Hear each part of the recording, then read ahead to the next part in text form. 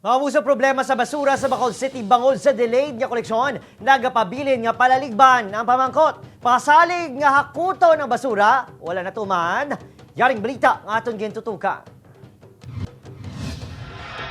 Sa tuwas ang reklamo sa mga residente sa pigaw nga koleksyon sa basura, humalin pa sang nagligad niya simana. Nagpromisa ang IPM Construction nga mag-double time kag nagtugaan sa masobra 300 ka trips sa Biyernes, Sabado kag Domingo. Apang santo sa report sa Department of Public Services, napaslawan ang IPM nga tumanon ang ilatugan.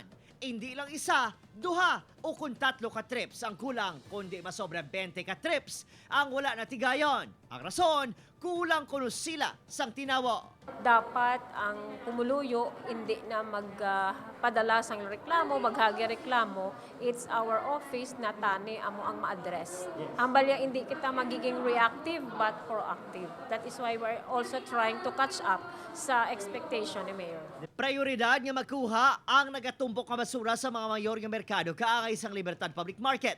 Nga hindi lang sidewalk kundi bilog na nga lane sang dalan ang nahimo basurahan. Kaya na, nasipot ng basura matapos ginulan sang reklamo ang social media page sang LGU. Apang bangod na lawigan, kinahanglan pa mag-flushing ang BFP o kung CDRMO agun madula ang baho sa Libertad. 30 milyones pesos ang dugang ang ginalokar sa syudad sa concreting work sa dalan pataklad sa Felicia Dam Site. Ang tunga sa kilometro nga proyekto ang ginponduhan sang 12 million pesos. Saron, 20% pa lang ang natapos. Gani basta magulan-ulan, posible ma-delay ang koleksyon bago nag-aawas ang overflow, bagluwas pa sa lunang.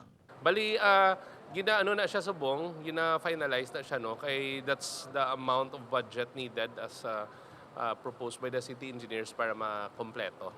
So, ang processing, may approval process pa, but that was the amount proposed para ma-complete yun. Ayos ang LGU sa publiko, mas palawigon ang pasensya. Ayon naman sa mga street sweeper sa kontraktor, damuon ang truck, doblehon ang tinawo, kagkayuhon ang operasyon. Panghaboy na din nila tanan-tanan kag pangukayon amo na agalapta. Tapos wala man bigi na adlaw-adlaw kuha sa IPM. Amo na nga ti gabaw ay kung nasunod ni ka IPM di kuha hindi maniguro magamo ni.